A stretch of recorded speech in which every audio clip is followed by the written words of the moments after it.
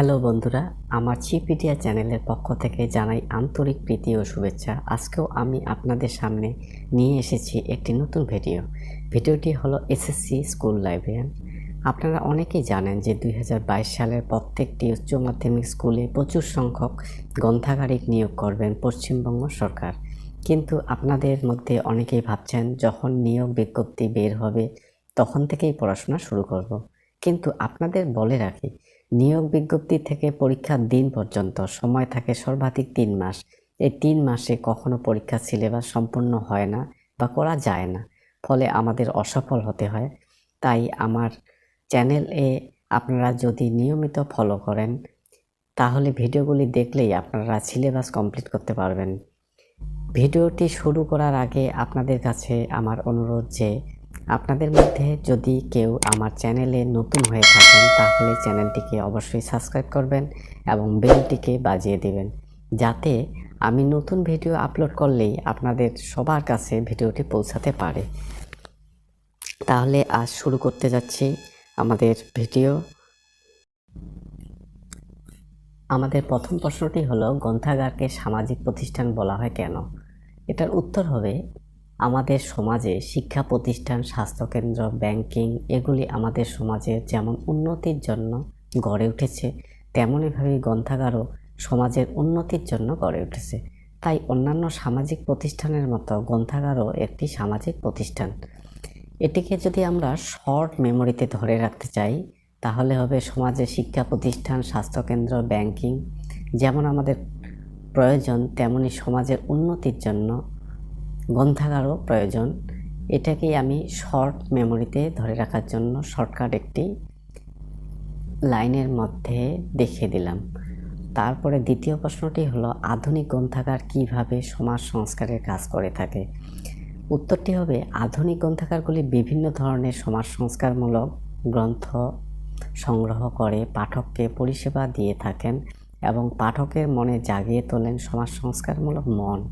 এভাবেই আধুনিক গ্রন্থাগারগুলি সমাজ সংস্কারের কাজ করে থাকে। এই প্রশ্নটিকেও যদি আমরা শর্ট মেমোরিতে ধরে রাখি, সমাজ সংস্কারমূলক গ্রন্থ সংগ্রহ পরিষেবা সমাজ সংস্কারমূলক মন, এরকম করেই আপনারা যদি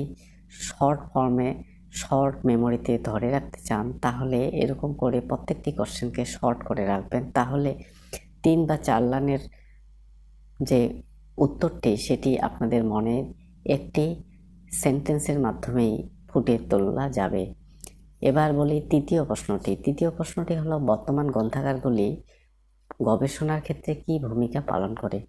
উত্তর হবে, কোনো গবেষককে তার গবেষণাকে চালাতে গেলে যে ধরনের তথ্যের প্রয়োজন হয়, যেমন cash, current awareness service, SDI, selective dissemination of information service, মুদ্রিত গবেষণাপত্র মানে প্রিন্টেড রিসার্চ পেপার, অনুবাদমূলক ট্রান্সলেট সার্ভিস অর্থাৎ পরিষেবা, রেফারেন্স সার্ভিস, এই সকল তথ্যের চাহিদাগুলি একমাত্র পূরণ করে গ্রন্থাগার।